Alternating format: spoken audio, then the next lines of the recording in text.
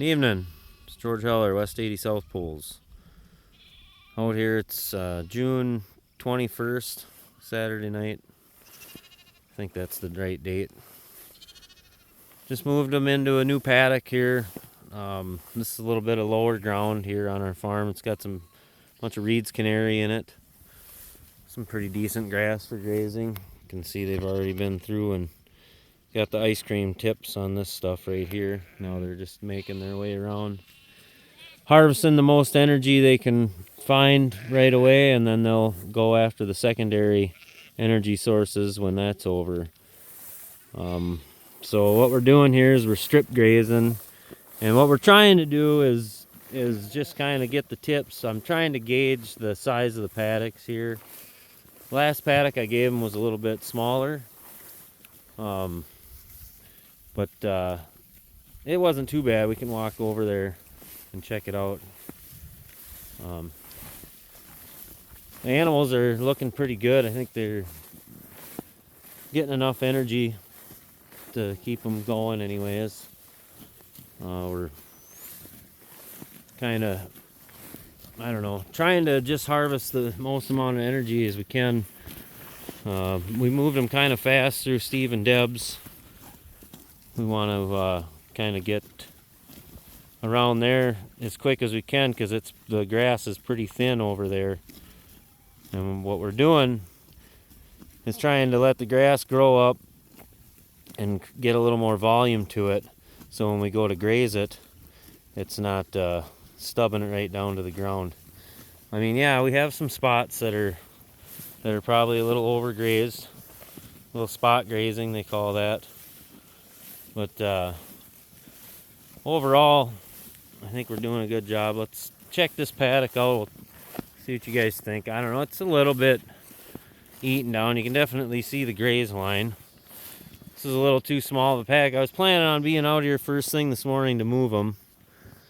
But that didn't happen. I'm just getting out here right now, so I'm about 8 hours later than I wanted to. But you can see in these areas where we've got more grass, I mean, they didn't take it all. It was just where the grass is actually already short is kind of where they nailed it down, like in these little spots here. But you can see in this thicker spot here, this is where we unrolled a lot of hay. So we're just unrolling hay. We're not buying cover crop seed. We're not tilling things up. There's a lamb looking for his mama. Mama's over there. No, Mama's over there. Come on, over here. Mama's over this way. That was our only late born lamb. Come on, buddy. It's over here. And he's looking for his mama. He's got a good mama.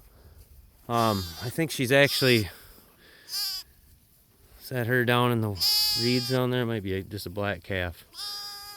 No, there she is over there. She's a good mom.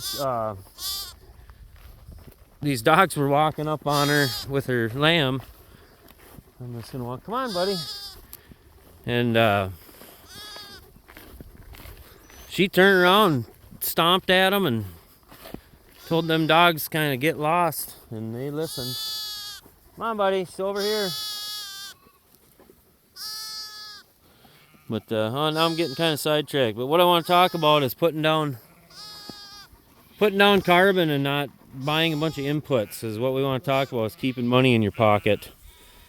We want to keep the money in your pocket and not send it to town. We want to adjust our management. We want to adjust our management to accomplish our goals here. See, I mean, you can see this is the result of unrolling hay here and using management as a tool. The management we use, here she is right here. There's Mama. Right there, good Mama. Using our management as our tool to get things working. Now, when we first got out to this farm, it was really lousy. We barely were able to support 15 ewes out here. That was 2021. That was D4 drought. Everything was brown. This is all brown up here. There's nothing green all season till the very late fall.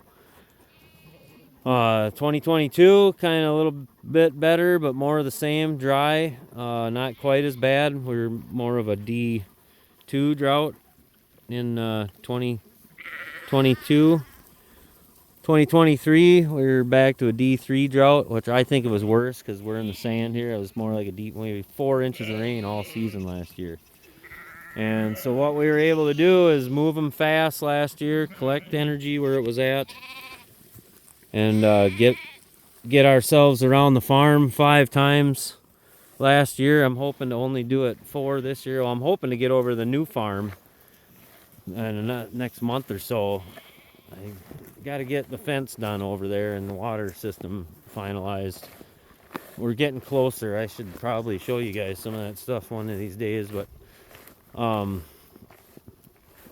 yeah, so what we're doing is we're using our management to go ahead and harvest the energy in each paddock. I didn't put a back fence in here because that's my last. I got a water point right there, and then my next water point is up on top of the hill there. Yeah, right up there. And I put the fence, I didn't really think about it. I put the fence right there so I didn't have any access to water, so I just took this fence up. They're not going to come back on here. This is all fouled out. This is trampled really good. There's a ton of trampling. Wherever they didn't choose the stuff down, they've got it trampled down really good. We're doing long, narrow paddocks. Long, narrow paddocks. What do I want to say? Encourage trampling. Because the animals are going back and forth, back and forth, back and forth. Square paddock is more to get an more even graze. That the cattle don't go back and forth as much. They tend to kind of just graze around evenly. But what we want to do is get as much of this carbon we're growing put on the ground. If it's not going to go in their bellies, we want to put it down on the ground to grow soil and grow our soil health, and do it that way and use low inputs and keep our money in our pockets. We don't want to be sending our money to town all the time. This farm, I haven't put any seed down except for what was in the bales.